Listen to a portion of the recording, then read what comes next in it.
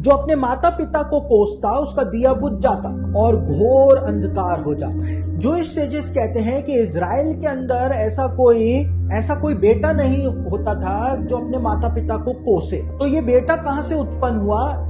Jewish sages कहते हैं कोई पुरुष ने अगर किसी स्त्री के साथ व्यभिचार कर लिया, शादीशुदा स्त्री के साथ, और वो व्यभिचार छिपा भी रहा और उससे जो संतान उत्पन्न होती है, व्यभिचार की संतान जो होती है, सिर्फ वो ही अपने माता पिता को कोसती है। क्यों कोसती है? क्योंकि वो उनकी संतान है ही नहीं। इस पुरुष की और उस स्त्री की संतान है, और इस स्त्री की और उस पुरुष की संतान है, तो ये बच्चा कहीं पर भी रहे लेकिन ये अपने माता पिता को कोसेगा। दूसरी ओर यहूदी ज्ञानी पुरुष एक बहुत महत्वपूर्ण बात इस विषय में बताते हैं। वो कहते हैं कि जिस समय पति पत्नी ने संबंध बनाया होता है और जिस समय पत्नी कंसीव कर रही होती है, उस समय अगर पुरुष के ध्यान के अंदर कोई दूसरी महिला चल रही होती है और वो संबंध तो अपनी पत्नी के साथ बनाया होता है लेकिन उसके मस्तिष्क में दूसरी स्त्री का ख्याल चल रहा होता है, तो इस समय जो बच्चा कंसीव होता है